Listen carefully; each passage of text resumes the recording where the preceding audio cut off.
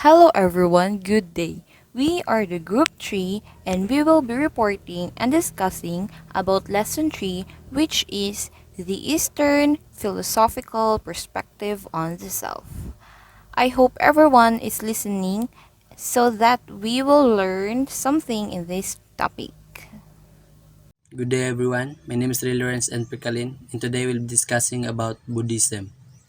Buddhism, the religion that is founded by Siddhartha Gautama. Like other religion, Buddhism has its own interpretation of self. It has the doctrine of anatta, the idea that humans have no souls or self.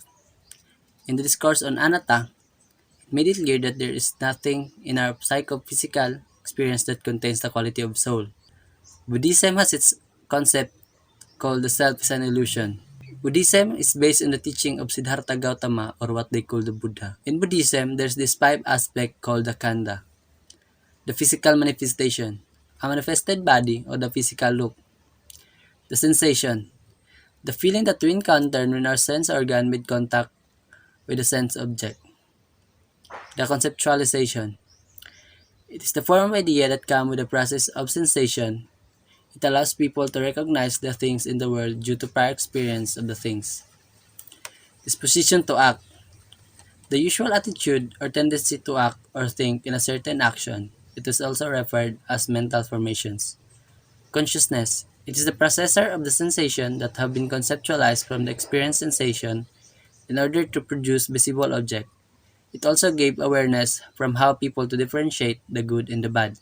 In Buddhism, this is the eighth path of nirvana. The nirvana is like the heaven in other religion. The right view. Cognitive aspect of wisdom but can also be called right understanding. It is said to be only possible once the mind is free from impurities due to meditation. The right intention. With that aspect of wisdom, the different thoughts are categorized into the violence and the non-violence, and desire are referred to the result of the wisdom. Correct speech. Refraining from verbal misdeeds. Complete abstinence toward telling lies. Correct action. Refraining from physical misdeed, action seeks to uphold moral, honorable, and peaceful conduct. Correct livelihood. Do not harm. One should live the life with an honorable, blameless profession and devoid of harm to others. Right effort. Abandoning the negative state of minds, prevent and avoid the possible arising of thoughts of evil and malice on one's mind. Correct mindfulness. The mental ability to see things as they are with clear consciousness. The right concentration through meditation. Mental discipline, single-mindedness that leaves only calmness and awareness of mind. Hey guys, Whencyll as Reovoca here, and we're going to start with the four foundations of mindfulness. So the four foundations of mindfulness are the one-way path comprehending the Buddhist practice to overcome suffering and to attain nirvana or liberation. So the first foundation of mindfulness is the contemplation of the body. This is recognizing the body as body, something that is experienced as a collection of parts and not a solid unified thing. So this is basically being aware of the entire experience of being embodied. There are several ways to experience the first foundation, and this includes the mindfulness of breath, walking, laying down, or sitting. It's like an awareness of how we function. So the second foundation is the contemplation of feeling. The word feeling here does not refer to emotion, but to the bare affective tone of experience, whether pleasant, painful, or neutral. So this refers to the pleasant, unpleasant, and neutral quality of sensation. For example, yung way ng pag-scratch ng kuko sa chalkboard, hindi natin yun gusto, di ba? Napaka-unpleasant sa feeling. Napaka-uncomfortable pakinggan. So, the next foundation is the contemplation of the state of mind. This means understanding the quality of mind and creating awareness of the background. So, this is being mindful of our moods, awareness of our mind state, whether it's filled with negative thoughts like lust, greed, or delusion, or also known as the three poisons, or filled with positive thoughts like love or hope. So for the fourth foundation of the mindfulness, is the contemplation of phenomena, or contemplation of Dhamma. The Buddha says that the Dhamma is the ultimate truth of things, and is directly visible, timeless, calling out to be approached and seen. So this refers to the teaching of the Buddha, teaching the method of realizing the truth for ourselves. So the first aspect is the self as the center of relationships. Self is one of the very crucial instruments that keeps the cycle of life in harmony. It builds the existence of human and other living things. So for example, without human, walang magte-take care sa other living species na nag-exist. Hindi tayo magkakaroon ng panibagong buhay kung walang makikinabang sa buhay na meron tayo ngayon. So the second aspect is the self as a dynamic process of spiritual development. The self as creative transformation. So tayo yung subject, tayo yung nasa process of improvement. The community as necessary vehicle for human flourishing. So dito tayo kumukuha ng experience for growth. And the nature as the proper home for our form of life. So dito yung kalalagyan ng ating existence.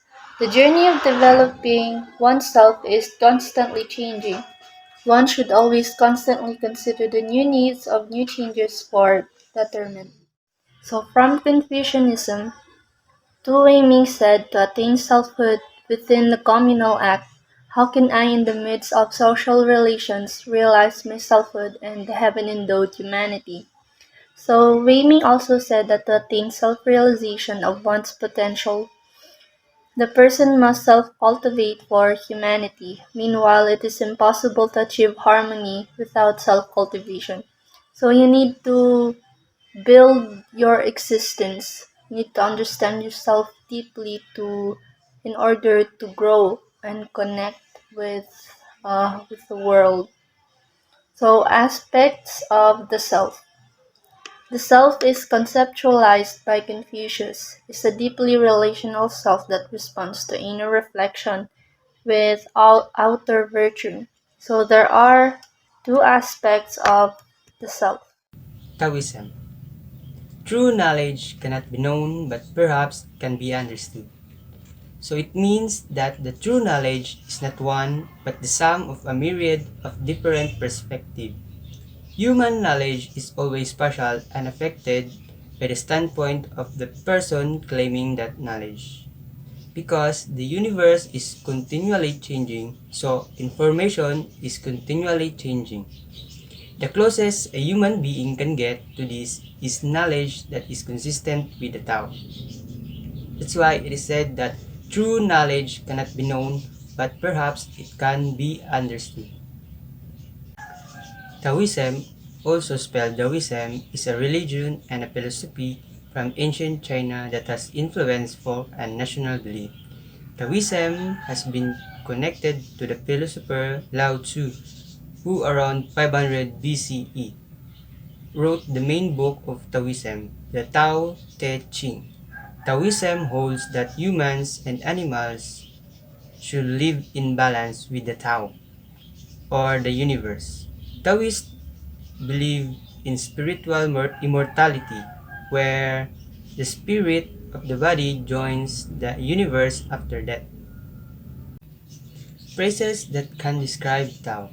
The Tao cannot be described in words. Human language can only give hints that may help the mind to form an idea. The most important thing about the Tao is how it works in the world, and how human beings relate to it.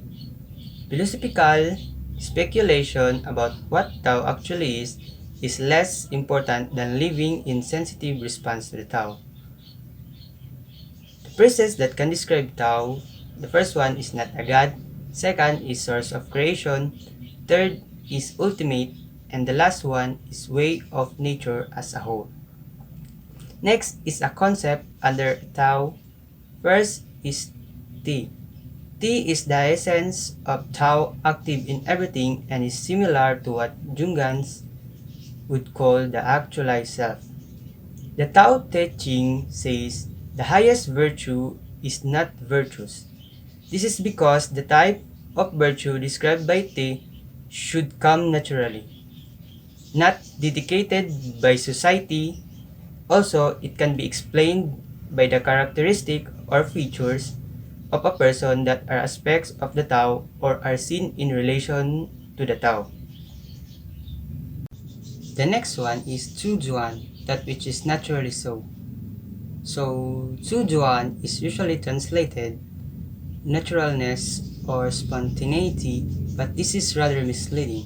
One writer suggests using the phrase that which is naturally so, meaning the condition that something will be in it if it is permitted to exist and develop naturally and without interference or conflict. The Taoist ideal is to fulfill that which is naturally so, and the way to do this is Wu Wei. Hello everyone, my name is Ronneth and Rebueno. Firstly, Wu Wei. Wu Wei in Chinese means non-doing or doing nothing, and it is one of the most important concepts in Taoism. Wu Wei is a paradoxal of action of non-action. The Buddhist ideal of not adhering to the concept of an individual ego is analogous to the Taoist principle of Wu Wei. Wu Wei is the expression of what is seen as the ultimate kind of virtue. Next one is Yin and Yang. Yin and Yang or Yin Yang in Chinese culture, it is a complicated relationship idea that has evolved over thousands of years. According to the Yin-Yang concept, the cosmos is made up of opposing but complementary energies, such as dark and light, sun and moon, masculine and female. So let us proceed to Qi or Qi. Qi or Qi is usually translated as a vital life force. According to classical Chinese philosophy, Qi is the force that makes up and binds together all things in the universe. Qi is the heart of the Taoist worldview and practice. The word Qi literally means breath, air, or gas. There are two basic branches of Qi or Qi notion. There are Qi that makes up the air, water, and food we eat. Qi's other branch is less in size. Our bodies are made up of important fluids as well as energy by itself. So let us proceed to the next topic, which is inner nature. It is essentially consists of knowing and respecting the fact of everything that its place and correct function. Inner nature refers to a person's distinctiveness, a special quality that exists within him or her. Taoism also teaches that inner nature cannot be fooled. Next is simplicity. We are caught up in trying to obtain the very best of everything in life. We constantly compare and contrast. Simplicity in life is to reduce one's excessive desires for oneself. When you desire to benefit yourself, you begun to cut the connection to nature and Tao.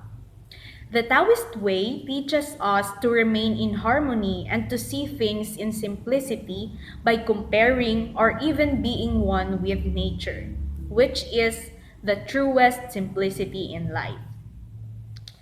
Another one is way of self-reliance.